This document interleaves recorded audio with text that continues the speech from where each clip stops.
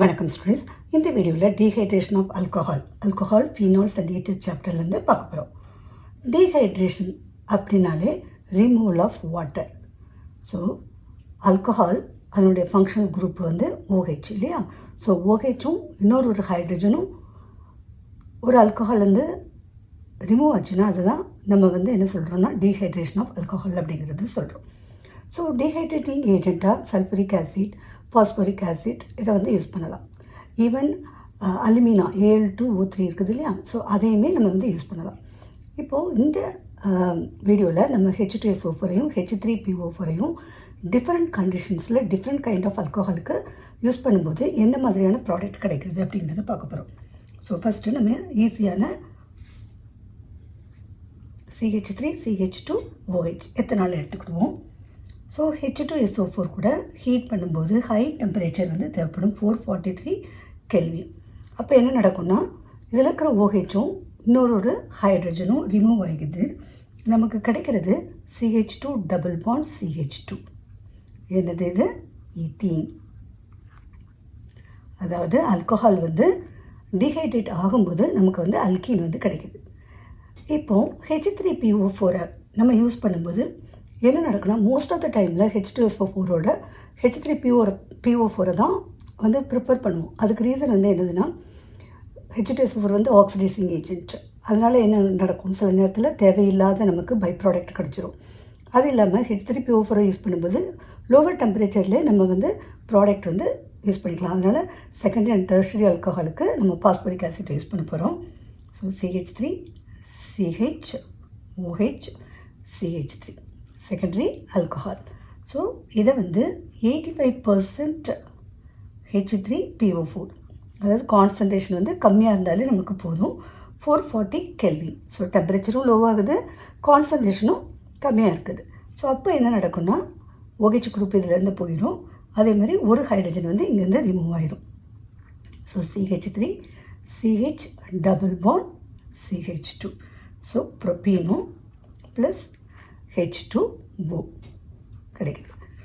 இப்போ டெர்ஷரி ஆல்கஹாலுக்கு என்ன நடக்குதுன்னு பார்ப்போம். ஸோ CH3 இன்னொரு ஹைட்ரஜன் வந்து இன்னொரு CH3 குரூப்பால் ரீப்ளேஸ் ஆகிருக்கும் இல்லையா? செகண்ட் டெர்ஷரி ஆல்கஹாலில் CH3. ஸோ இந்த கார்பன் வந்து டெர்ஷரி கார்பன், இந்த கார்பன் வந்து செகண்டரி கார்பன். ஸோ இது வந்து பிரைமரி கார்பன். ஸோ இப்போ என்ன நடக்கும்னா H3PO4 யூஸ் பண்ண போகிறோம். இப்போது 20% ஆஃப் H3PO4 வந்து நமக்கு போதுமானது. அப்போ டெம்பரேச்சரையும் பாருங்கள் 358 கெல்வின். ஸோ கான்சன்ட்ரேஷனும் கம்மியாக யூஸ் பண்ணிக்கலாம், டெம்பரேச்சரும் கம்மியாகுது. எதுக்கு? டெர்ஷரி ஆல்கஹாலுக்கு. ஸோ அப்போ நமக்கு என்ன நடக்கும்னா இதில் இருக்கிற OH குரூப்பும் இந்த ரெண்டில் இருக்கிற ஏதாவது ஒரு ஹைட்ரஜனும் நமக்கு ரீப்ளேஸ் ஆகும்போது CH3 C, இங்கே double bond CH2 CH3 plus H2O வந்து நமக்கு கிடைக்குது.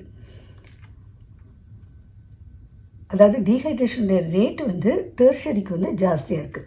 ஸோ டெர்ஷரி, அதுக்கப்புறம் தான் செகண்டரி, அதுக்கப்புறம் தான் ப்ரைமரி. எதனால் டெர்ஷரிக்கு வந்து டீஹைட்ரேஷன் வந்து ஜாஸ்தியாக இருக்கிறதுக்கு காரணம் வந்து கார்போகேட்டையான் வந்து இந்த ரியாக்ஷன்ஸில் வந்து கார்போகேட்டையான் ஃபார்ம் ஆகும். டெர்ஷரி கார்போகேட்டையான் வந்து எப்போவுமே வந்து வெரி ஸ்டேபிள் இல்லையா? ஸோ அதனால தான் ரொம்ப குயிக்காக நம்மளுக்கு டெம்பரேச்சரும் கம்மியாக இருக்கும்போது அப்புறம் கான்சன்ட்ரேஷனும் கம்மியாக இருக்கும்போது ஈஸியாக வந்து ரியாக்ஷன்ஸ் வந்து நடக்குது.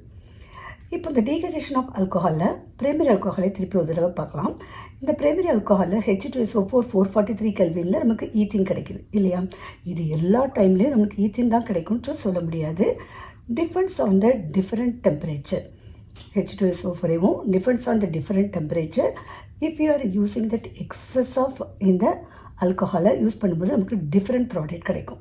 அது எப்படின்னா இப்போ நம்ம 2CH3 CH2OH, அதாவது எக்ஸஸ் ஆஃப் எத்தனாலை வந்து யூஸ் பண்ணுறோம். ஸோ H2SO4 தான். டெம்பரேச்சர் பாருங்கள் 413 கெல்வின் தான் நம்ம கொடுக்குறோம். ஸோ டெம்பரேச்சர் பாருங்கள் 413 கெல்வின் தான் நம்ம கொடுக்குறோம். ஸோ டெம்பரேச்சர் லோ ஆகுது, இந்த ஆல்கஹால் எக்ஸஸாக யூஸ் பண்ணுறோம். அப்போ நமக்கு அல்கீன் வந்து ஃபார்ம் ஆகாது. அதுக்கு பதிலாக என்ன நமக்கு கிடைக்கும்னா CH3 CH2O CH2 CH3. என்னது இது? ஈத்தர் வந்து நமக்கு கிடைக்குது. இதுக்கு காரணம் என்ன அப்படின்னு சொல்லிட்டு நீங்கள் பார்த்தீங்கன்னா இது வந்து SN2 ரியாக்ஷன்ஸ் வந்து ஃபாலோ பண்ணும். இதுக்கு காரணம் என்னன்னு சொல்லி பார்த்தீங்கன்னா, இந்த ரியாக்ஷன்ஸ் வந்து SN2 ரியாக்ஷன்ஸ் வந்து ஃபாலோ பண்ணி இதில் வந்து ஆக்சுவலாக என்ன நடக்கும்னா ஆக்சோனியம் அயான் ஃபார்ம் பண்ணி அதுக்கப்புறம் கார்போகேட்டையான் கிடச்சி நமக்கு வந்து ரியாக்ஷன்ஸ் வந்து டிஃப்ரெண்ட் ஆகுது. So different reactional conditions, different reagents, இதெல்லாம் ப்ரோட்டிக் ஆசிட், ஏன்னா H+ அயான்ஸை வந்து கொடுக்கக்கூடியது. ஸோ எல்லாம் கொடுக்கும்போது நமக்கு டிஃப்ரெண்ட் கைண்ட்ஸ் ஆஃப் ப்ராடக்ட்ஸ் வந்து கிடைக்கும். ஸோ டீஹைட்ரேஷன் ஆஃப் ஆல்கஹால் வந்து ஒரு இம்பார்ட்டண்ட் டாபிக். ஸோ இது நல்லா உங்களுக்கு இந்த வீடியோவில் புரிஞ்சிருக்கும்னு நினைக்கிறேன். தேங்க்ஸ் ஃபார் வாட்சிங்.